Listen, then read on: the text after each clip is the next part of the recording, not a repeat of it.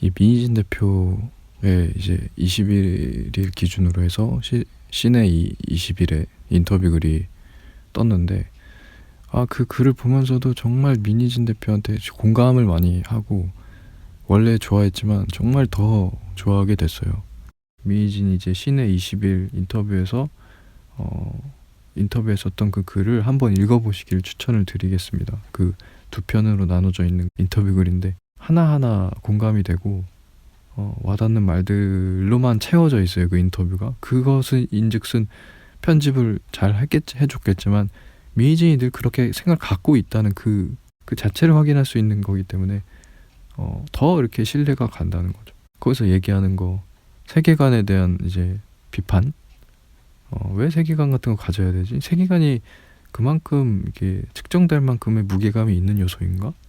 라고 막 의문을 갖고 있는 내용, 그런 것들이 있고, 그런 거 정말 공감이 되고, 계속 같은 스텝으로만 이렇게 엔터사가 흘러오고 있는데 그게 과연 그래야 되나? 라는 의문점들을 갖고 있는다는 생각, 그런 지점들.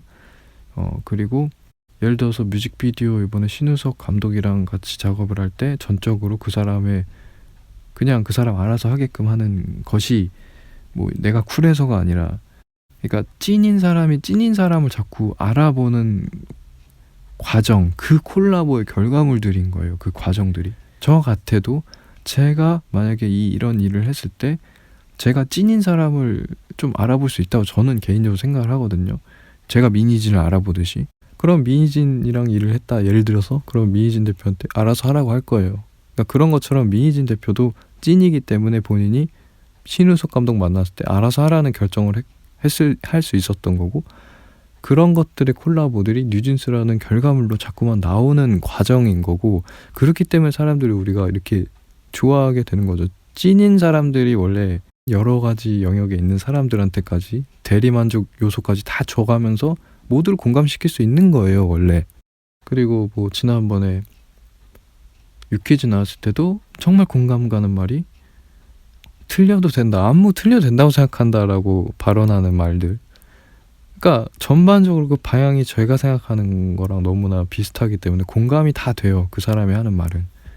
저도 안무를 왜 자꾸 칼각의 요소가 어떤 게 매력적인지는 알겠지만 굳이 그것을 전면에 드러낼 필요는 없다. 그러니까 뭐라 그럴까, 그게 크지 않다, 작은 요소라고 생각한다, 칼각 같은 것들. 그러니까 뭐 세계적으로 인기가 있었던 BTS가 칼각 때문에 유명해졌다고 처음에 막 그랬었잖아요. 우리가 막 어중이 떠중이처럼, 그러니까 한 대 얻어맞고 이거 내가 왜 맞았지? 이렇게 막 파악하는 것처럼 갑자기 BTS가 전에 정말 한 번도 본 적이 없는 그런 세계적인 실제 인기를 맞는 걸 우리가 보니까 와, 갑자기 이유를 찾기 시작했어. 이거 왜 그러지? 이거 갑자기 왜 그러지? 칼각, 그래, 칼각이 좋았어. 그래, 맞아. 칼각 때문이야. 막 이렇게 막 얘기하고, 정말 우스운 광경들이 되게 많았단 말이죠. 근데 사실 아니죠.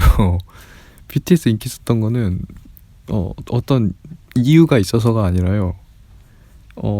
우리가 그냥 예전에 정말 1세대 때 H.O.T 때 인기, 그 H.O.T를 보면서 우리가 열광했었던 그 요소들 있잖아요. 그 프로세스라고 할까? 그 사람들이 를 좋아하는 프로세스 있잖아요. 그거를 다른 나라 사람들이 모르고 있다가 이제 유튜브 시대가 대유튜브 시대가 되면서 알게 됐을 뿐이에요. 그 요소를 인지한 거지. 그래서 좋아하는 그 모양새랑 똑같아요. 그러니까 BTS가 물론 대단하고 여러 요소 디테일한 거 있는 거 모르는 바 아닙니다만, 그래서라기보다는 굵직한 맥락은, 그러니까 큰 줄기는 옛날에 우리가 H.O.T나 1세대 아이돌들을 막 팬심을 갖고 인기가 있고 그 사람들이 좋아했었던 그 요소가 그냥 요소를 이제 확인한 거죠. 다른 나라 사람들이. 그러니까 오늘도 그렇고 어제도 그렇고 앞으로도 그렇고 K-팝의 그 매력 요소는 정말 진하게 확실하게 있습니다. 그걸 인지한 것뿐이지.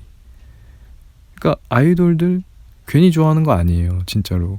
한 번이라도 그런 마음을 품지 않았던 사람은 아마 없을 거고, 있다 하더라도 아무튼 뭐 그거 존중하지만 큰 줄기로 봤을 때는 그 마음을 정말 품게 돼요. 그게 왜냐면 너무 매력적이거든요. 그 요소들이 정말 총집합해 있어요. 정말 좋아할 만한 요소들, 감정을 담을 만한 요소들이 정말 많기 때문에 한 번쯤은 그런 식으로 마음을 주게 된다. K-팝이라는, 이제 와서 K-팝이라고 명칭이 바뀌어버린 아이돌 문화들, 그런 것들이 이제 확실하게 있죠. 그러니까 옛날부터 나라를 막론하고 그런 아이돌 스타들은 많이 있었잖아요.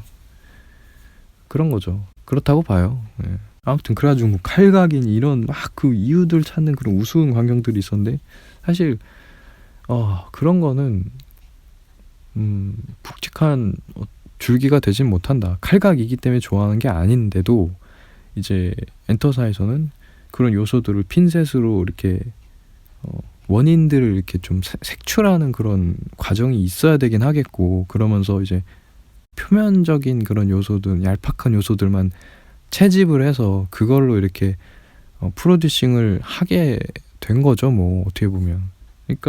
그러니까 나오는 게 뭐 칼각이니 세계관이니 자꾸 그냥 표면에만 있는 정도의 것들을 가지고만 기획을 하게 됐던 거라고 보죠, 저는.